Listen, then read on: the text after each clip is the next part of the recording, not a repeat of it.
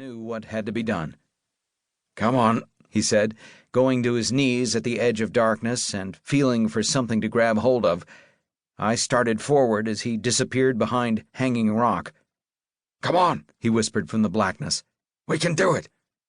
"I've got an idea," I said. "I hide up here. You make noise. He comes over the edge. I sneak up behind him and hit him with a rock." "Do you see some place up there to hide?" His voice came from below. I looked around. The nearest cover was a lightning-struck tree not too far back for me to get to before I came face to face with the man behind us. "I'm coming," I said, getting to my knees and starting to make my way over the ledge. "There's a fern bush by your right hand," he said below me, "and I'm on a narrow ledge." I made my way over the rim of the canyon. His hand braced me. I had no idea how far down we would have to climb. I had a fairly good idea that I wasn't up to it. I spent time in the downtown Y working on the heavy and light bags and playing as much handball as I could with Doc Hodgson, who was well over 80 and beat me regularly. That was the credit side. The debit side was that I had a tricky back that gave out whenever it felt independently moved to torment me. My client, however, was almost a decade younger than I was, a little over 6'1" and about 180 pounds. I knew he had been a professional acrobat, and had seen him do a standing backflip, wearing a smile. "Hug the wall," Cary Grant whispered, his left hand gripping my arm. "I don't think you can see us." I was in no position to argue, and considering the depth of blackness below us, and, I hoped, just above us, I was in no position to disbelieve. That was before I looked up, heard a click, and saw the beam of a flashlight over our heads.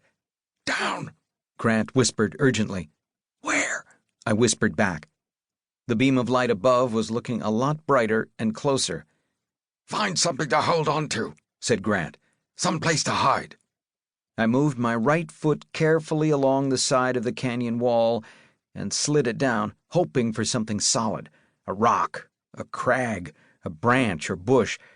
There was nothing there, and my grasp of whatever thin, rocky overhang was definitely giving way.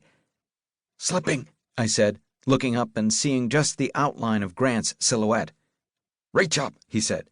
"Grab my wrist." "Your wrist?" "My wrist. Did you see Bringing Up Baby?" I could think of better times and places to talk about movies, but I said, "Yes." "The end," he said. "When the brontosaurus bones start to fall apart and I grab Kate Hepburn and pull her up to the platform." "I remember it vividly," I said, feeling my fingers growing numb. "I told her to grab my wrists," Grant said. "The way I was taught when I was learning to be an acrobat. It worked perfectly. I won't let you fall. Just reach up. I'll grab your wrist. You grab mine. I won't let you fall." My choices were limited. I looked up, my cheek against the rough surface of the rock and dirt. Something scuttled across my right hand and down my arm under my sleeve. I was definitely not having one of my better days. I lifted my eyes. The beam of the flashlight was close to the rim of the canyon now, just above where Grant was clinging tightly and firmly, I hoped, to something solid. "Now," said Grant. I let go with my left hand and reached in semi-panic into the darkness above. For an instant there was nothing, and my left hand couldn't hold me. Then I felt Grant's hand firmly grasp my wrist as I grasped his. Mine was gritty and sweating. His hand seemed dry. I dangled above nothingness, wondering who would be attending my funeral, and who would pay for it. That was, providing my body was found, or anyone bothered to look for it. I had better things to do, like trying to find something to hold on to with my left hand, but a headline flashed in front of me. One of those headlines from a Jimmy Cagney movie, where the front page comes flying toward you out of the darkness. The headline read, "Cary Grant dies in Canyon Fall." Then, when the front page was inches from my eyes, there was a small paragraph at the end of the front page story with Grant's photograph 3 columns across. Private Detective Tony Peterson also dies in tragic accident. I couldn't even get my own name right. Grant started to pull me up.